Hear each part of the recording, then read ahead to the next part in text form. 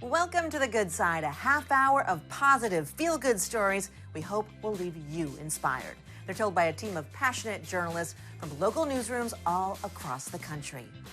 With a harness, a climbing rope, and sheer determination, a man with Parkinson's inspires a true movement to lift others higher and show we're all stronger together than apart. And sometimes we could all use a reminder to slow down. You're going to find it behind the wheel of this Model T. Its owner is serving up more than a snack. His customers leave with a smile, sparked by conversation. It does people a lot of good to stop for a few minutes and be social during their day. Plus, it is guilt-free shopping at its finest. We're going to take you inside a thrifter's paradise where the bargains play a part in creating a greener planet. The Good Side starts right now.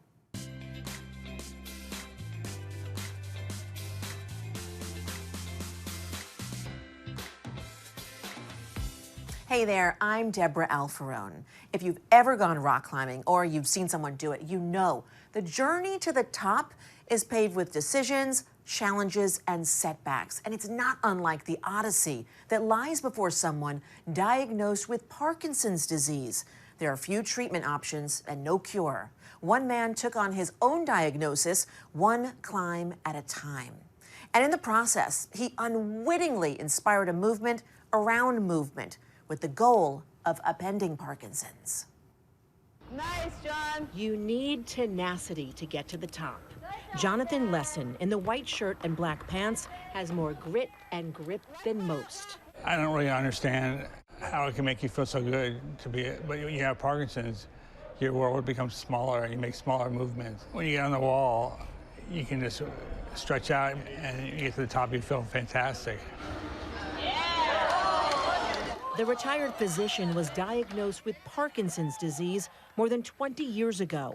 He started searching for a gym that would let him climb. Lesson heard no after no. I called this one and I found Molly. What made you say yes? Gosh, it's crazy to me that people said no to him. Nice. Molly Donnellan-Kupka doesn't accept no. The then director of Sport Rock Climbing Centers in Alexandria, Virginia, started climbing with Jonathan twice a week. What does rock climbing do for you? It keeps you stretched out. It does cognitive work. It's kind of cool because you're on the wall and you have to figure out a puzzle. Doctors often prescribe exercise for Parkinson's patients. Climbing targets what this disease attacks: balance, coordination, and muscle strength. Blaze on. The two climbers became 5, then 6, then more. And then we had the shaky 6. Wait, the fidgety 5 and the shaky 6. And then we lost count when we got to 7. We have 72 locations now, and I mean, even in the last year, I was just looking at our numbers last night, and I'm like, we're at over like 1,300 climbers, and we were at like 400 this time last year. Molly turned it into a nonprofit, Upending Parkinson's. Now 1,300 climbers across the country are part of the program. Mark and Betsy DeMulder are among them. I can do most of the things I've always done, and it's because we've delayed the onset of the more serious symptoms, and I think it's through exercise like climbing. Even though the most obvious parts of Parkinson's are the physical shaking, the other things that are not obvious are anxiety, depression, apathy. To come here and to have the sense of I can do this, I'm good at this. That is, I think, the coolest part to me, is seeing people's happiness from climbing and the joy they get out of it and the friends they make. He was working on a 10 earlier. To prove it works, Molly partnered with the National Institutes of Health on a study. Their results: climbers showed real improvement in mobility and balance. I mean, there were so many improvements. I've seen it from everybody in the group. Molly doesn't have Parkinson's. No one in her family does. Seeing how much it helped people, and then learning why it was helping them and making that make sense, and then realizing there's not anything out there like that, I felt like I had to do something about it. Proving one yes can change everything. I found the one yes. That's all we need is one yes. A sea of no's. In a sea of no's. Boy, is that a life lesson. Yeah. It sure is. From climbing indoors to hiking outdoors. After a health scare, a veteran in Las Vegas hit the trail. He quickly learned hiking didn't just keep his body healthy, it healed his heart. The Good Side's Evan Leake shows us how he's helping veterans pair up with battle buddies to ease their mental health. With every step, Nathan French feels his problems disappear. After I had a heart attack, I started walking a lot, and I realized that the walking was helping my mental health more than my physical health. A realization putting Nathan on a path of purpose, starting the 22 walk 3 years ago. So I started a 22-mile walk on Veteran Suicide Awareness Day, and we've only done one of those. Team Red, White, and Blue asked me to do a weekly hike, and I'm like, oh, I can do a monthly hike. And that started a few months ago, and here we are. Call it a new mission for these military personnel. Warrior hikes with their new comrades to keep their minds clear. We have 2 Army veterans that just met each other for the first time, and they're talking about, what units they were with and where they were at and, what they've seen. And that kind of builds that immediate camaraderie from someone that you've never met before in your life. Ready to attack the hill. The journey to the mountaintop eventually leads to these veterans opening up, sharing stories of the power of mental health and the toll it can take. I had a friend that was in my squad commit suicide in front of us, and so something's got to be done. Veteran suicide is completely unnecessary. If we can get out here and do stuff like this, and then I think we're actually being part of the solution, not the problem. Maybe after the hike they'll pull me aside and they'll say thank you, like I needed that. I didn't even know I needed it. I didn't even know what this hike was all about, but now that I did it, I feel so much better. Helping veterans reach new heights to get a better view of the valley and their lives.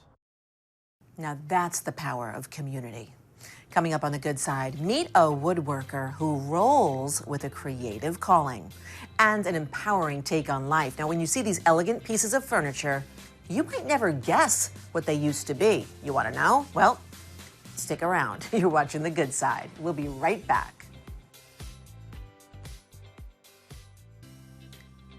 Welcome back to The Good Side. Sometimes you hear people talk about the good old days. Well, one man is turning back the clock, inspiring others to slow down and strike up a conversation.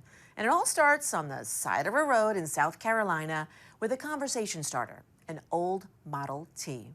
The Good Side's Justin Kohler tells us why his slower pace has a purpose. In a rush hour world built for speed, this truck isn't trying to keep up. It's asking you to slow down. A 1923 Ford Model T, more than a century old, parked just off a busy low-country road.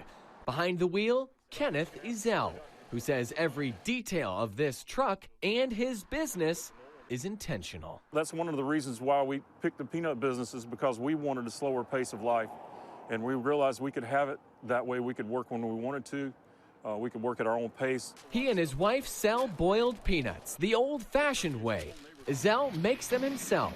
No shortcuts, no hurry. And if you stop, I mean really stop, you'll likely stay a little longer than you planned. It does people a lot of good to stop for a few minutes and be social during their day, because most people are so busy they don't even have 5 minutes out of their day to be social. People gather around the truck. They smile, they point, they talk. Kids ask for their picture to be taken, and the older folks linger, remembering the good old days. You'd be surprised. Everybody loves this truck. Little kids. I've had 6-year-old kids walked up to me and say, "Nice Model T." And then there's Buddy. I gave him a 90-year-old guy. It was his birthday, and Buddy came back on his 91st birthday, and his wife said he was so excited he couldn't even get his coat on. Ezell took him for a ride, slowly through the neighborhood. One simple moment, one that stayed. The truck itself is part of the lesson. You have to maintain your wheels. You have to pay attention. You have to look at them. You have to shake them, see if they're loose. Hickory spokes, vanadium steel. When they say built Ford tough, that's what they're talking about, and they wasn't kidding. But only if you take the time to care for it. And that's at the heart of it. This truck takes you back to a different time when people were much more social with one another and actually had to depend on each other for a living. Ezell says people crave that connection, even if they're not quite sure why. I've learned just to take a dipper full of peanuts and hand them one, and then let them try it, and that's the best thing you can do. And after that, it's a different conversation. You don't need a sales pitch, only peanuts. And while the world races by behind them, Kenneth and his wife stay put, providing something rare these days, time together. We've really had a really good time with this business, and it's a social event, and people are always glad to see you. No app, no algorithm, just a truck, a taste, and a story worth slowing down for. I give my peanuts like an 8.5 or 9 out of a 10, and I'm always still trying to improve them because that's your life. Now, he's serious about peanuts. From conversation starters to conversation pieces. Has your favorite chair ever performed a flip trick, a front side, or an ollie? The Good Side's Johnny Asians shows us how a woodworker is combining two of his passions. Unless you follow Daniel Baruch online, you've probably never seen wood like this. Daniel is turning broken skateboards into art. From tables to doors to chairs, Daniel builds them all in a small shop in his parents' backyard. But that's not where this journey starts. It started in Denver, Colorado. You see, Daniel used to ride skateboards. And I woke up at 3 in the morning one day and had this crazy urge that I wanted to bike across the country. So he hopped on a bike and started pedaling 1,000 miles to Austin, Texas. I just kept asking myself the question, what would I do if I was a billionaire? What would I do with my time? He built this business through Instagram and TikTok, never losing sight of that 1,000-mile ride. I was on a surf skate trip in Costa Rica, and then I started thinking like, damn, what if how could I bring my work with me? Now Daniel has an entire wood shop in a shipping container that he can take with him around the world. Floor-to-ceiling glass windows on and his content sponsors pay for most of it. So my entire life is designed that I can do whatever I want whenever I want to without skirting any responsibilities. They're just built into what I want to do. It's my whole life. Late last year, Daniel's art caught the eye of someone big. I didn't recognize his username, and then I clicked on it. I was like, oh, I know that guy for sure. That guy was Jason Momoa. He was super cool. He's like, dude, I need one of these skateboard chairs. And I said, man, I'd love to make you one. I'm backed up about 6 months right now. So I used mostly broken skateboards for this one. Man, look at this. Throne, gentlemen. But as important as growing his business is that other lesson. What's a better way than to just love life, to wake up excited about what you get to do? Now that is a rich life. Smart man. Just ahead on the Good Side, she is in her 90s and she's still stopping traffic. Now the kids, they look forward to me waving. The neon vest and the stop sign help, but for Maggie the crossing guard, her energetic attitude is what really makes her stand out. You're watching The Good Side. We'll be right back.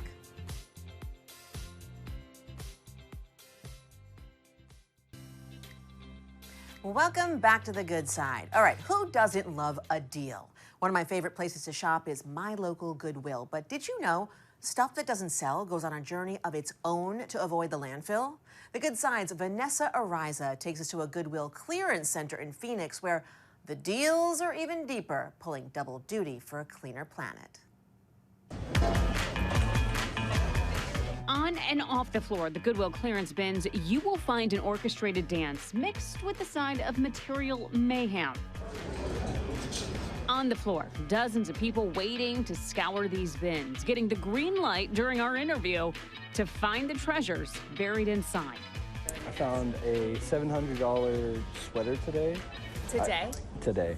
I found a $400 Carhartt jacket that I just sold yesterday. Ethan here has been flipping forgotten pieces for years. You could call him one of the OGs in the age of secondhand flips. And gone are the days of a certain age group hitting up thrift stores. Through school, they've heard about it, through Instagram, TikTok, social media, the news. The bins and Goodwill flipping is become super mainstream. There's so much that goes on behind the scenes. Let's start with your typical Goodwill, a place to grab perhaps a $4 toaster, but if after about 6 weeks, if it does not sell, it ends up here at the Goodwill Clearance Center. Items get another chance with people paying by the pound and not the tag. These boxes you see here, piled stories high in a warehouse, go through yet another weeding out process, all in hopes of finding a new home that does not involve a landfill. There's scrap metal recyclers here locally, and we load everything up, and it's made into new products somewhere else. So that stuff is not put in the landfill. Beth Forsberg serves as Goodwill's chief sustainability officer. Locally, she says the organization collects and diverts more than 220 million pounds of product a year. Nationwide, that number jumps to more than 6.3 billion. The bottoms of tennis shoes can be used for products that are like the material at the bottom of children's playgrounds. Goodwill partners with local recyclers, the City of Phoenix, and ASU to find a new purpose for these items. Goodwill has recognized that we need to be part of a solution and figure out how to be that. And the last leg of possible recovery is here. A new scanner that can read the material of your clothing simply by making contact. If it's a certain fabric, it stays, and ways are found to repurpose or recycle it. For items that don't make the cut, they're packaged up and shipped to about 4 other countries, Beth says, have similar thrift operations. You know, you just be surprised what you can find here, and it gives you a little rush. It's a big rush. She's in her 90s and she stops traffic. It's her job, literally. The Good Side's Karen Kim takes us to Florida to meet a school crossing guard who keeps kids safe while keeping herself sharp. I like it down here. That's what it's all about. In a constantly changing world, Margaret Papa. How was school today, kids? Or Maggie. Good. Have a nice evening. Is just a constant. Thanks for walking your bike. Same times during the school week, same crosswalk. I do this in the morning, too. Same fluorescent yellow vest and sign. Now the kids, they look forward to me waving. Same warmth. I love it. I love the kids. Children are always happy. And it just seems to consume you. For about 12 years now, she's faithfully guided children to and fro. They tell me it's their birthday or what they got for gifts. Something exciting happened in their life. Hello. Maggie's interactions are not just with the kids, but drivers as well. That's why we're in Florida. And waves just to say hello. We're going to have more traffic. She is a living example of how purpose really, keeps a person vibrant. When she's not here, we look for her. This is the best job for retirees. Well, she can stop traffic with a quick flick of the wrist. Across the kids. There's no slowing down. Yeah, this is my spot, yeah. When it comes to Maggie Papa. I can exercise. I don't have an ache or a pain. I'm in perfect health. So the next time you're near the intersection of 5th Ave Northwest and 67th Street, slow down, stop. You make my day. And wave back. Have a nice day. You have a nice day too, Maggie. Next on The Good Side, a baby girl makes her big debut. Now she's getting in snuggles with her mom, who's got a pretty amazing support team. They've been with her every step of the way. You're watching The Good Side. We'll be right back.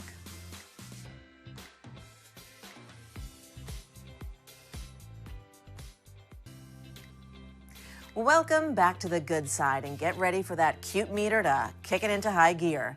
The Good Side's Kim Clark introduces us to a new baby girl at the Memphis Zoo who carries out a big role as she charms everyone she meets.